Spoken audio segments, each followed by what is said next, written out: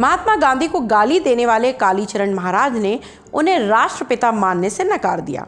गांधी को जमकर कोसा और अपनी सोच पर शर्मिंदा होने से इनकार कर दिया। मुझे उसका कोई पश्चाताप नहीं है। गांधी ने किया क्या है हिंदुओं के लिए? विश्वासघात किया है देश का। भी बड़ी पावर भारत बन जाता था। ये महान विश्वासघात भारत की जनता के साथ में गांधी ने किया। गांधी नेहरू वंशवाद के कारण उनको व्यवस्थित कार्य करने का मौका ही नहीं मिलता। इस वंशवाद के जनक गांधी हैं, इसलिए गांधी नेहरू खानदान के वंशवाद के जनक है, राष्ट्र के जनक नहीं, इसलिए राष्ट्रपिता नहीं है। मैं नहीं मानता, कोई माने उनकी इच्छा। दे दी हमें आजादी, बिना खड़क बिना ढाल, साबरमती के संत तूने कर दिया कमाल। ये गाना लिखने वाले को 100 जूते मारने चाहिए।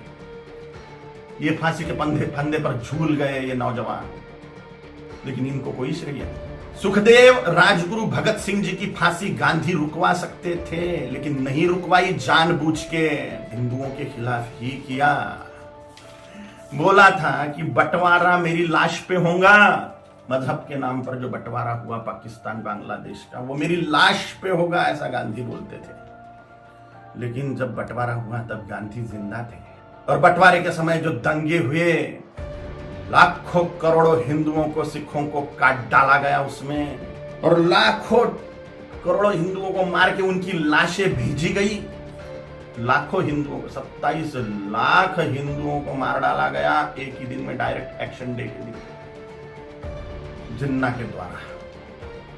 और पाकिस्तान में से जो ट्रेनें आ रही थी वो लाशों से ही भरी हुई थी, महिलाओं के और पुरुषों के। बोरे के बोरे भर के महिलाओं के स्तन काट कर भेज रहे थे वहां के लोग। सामूहिक बलात्कार करी हुई महिलाएं, उनकी लाशें, उनके स्तन बोरों में भर के। कालीचरण की गिरफ्तारी के बाद गांधीवाद पर सोशल मीडिया में बहस छिड़ गई है। लोग न सिर्फ कालीचरण के पक्ष में बात कर रहे हैं, बल्कि पूछ रहे हैं कि जो सवाल 1947 में नहीं पूछा गया, वो 2021 में क्यों नहीं पूछा जा सकता। प्रत्येक हिंदू कालीचरण महाराज जी की संकट की घड़ी में एकजुट आकर उनके लिए इंसाफ और उनकी रिहाई। महात्मा गांधी पर जब देश में जंग छिड़ी हुई है कि महात्मा गांधी का अपमान हो गया है। महात्मा गांधी का अपमान नहीं होना चाहिए, इसमें कोई दो राय नहीं है, लेकिन साथ में जो सवाल हैं उसका भी जवाब देना पड़ेगा। ये जरूरी नहीं है कि 1946 में जो सवाल नहीं पूछे गए वो 2021 में सवाल नहीं पूछे जाएंगे।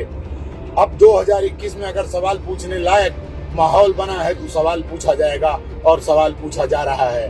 तो 1946 में जिन्ना ने जो डायरेक्ट एक्शन लिया था वो महात्मा गांधी उस समय थे, और महात्मा गांधी जिन्ना से दुखी नहीं थे।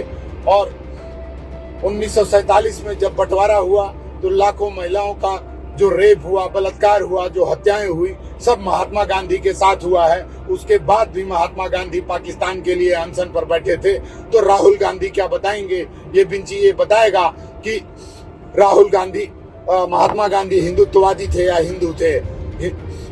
जो हिंदुओं का रेप हुआ था, बलात्कार हुआ था, हत्याएं हुई थी, ट्रेनों पे कटकर लाशें आई थी, वो महात्मा गांधी के सानिध्य में हुआ था, और महात्मा गांधी के काल में हुआ था, और महात्मा गांधी ने उस पर एक शब्द नहीं बोला था। महात्मा गांधी ने एक बार अनशन नहीं किया था जिन्ना के खिलाफ। जिन्ना के खिलाफ एक शब्द बोला नहीं है। कालीचरण महाराज ने महात्मा गांधी को गाली बककर रातों रात पूरे देश में बदनामी कमा ली, पर बदनाम जो हुए तो क्या नाम ना हुआ। पर भारतीय इतिहास में ऐसा भी एक शख्स है जिसने बड़ी ही बेबाकी से महात्मा गांधी पर अपनी राय पेश की और उन्हें महान आत्मा यानी महात्मा मानने से इनकार कर दिया। ये शख्स थे भारतीय संविधान के पिता बाबा साहब अम्बेडकर। गांधी पर विवादित बयानों के सामने आने के बाद 26 फरवरी 1955 को बाबा साहब अम्बेडकर द्वारा बीबीसी को दिया गया इंटरव्यू सोशल मीडिया पर ट्रेंड करने लगा है।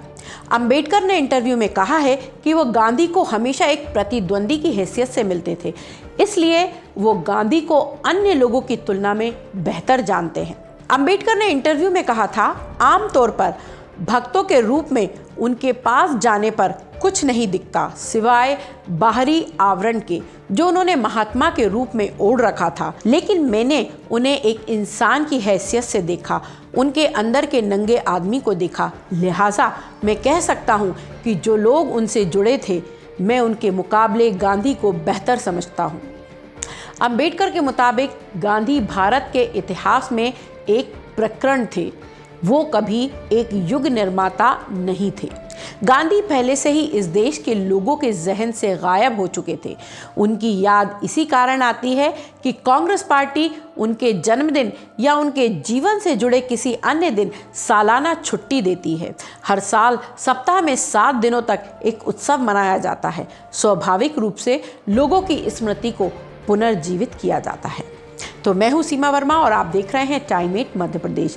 अगर अब तक आपने टाइम 8 मध्य प्रदेश को सब्सक्राइब नहीं किया है तो चैनल को सब्सक्राइब करें। इसके साथ ही चैनल को लाइक, फॉलो और शेयर करना ना भूलें।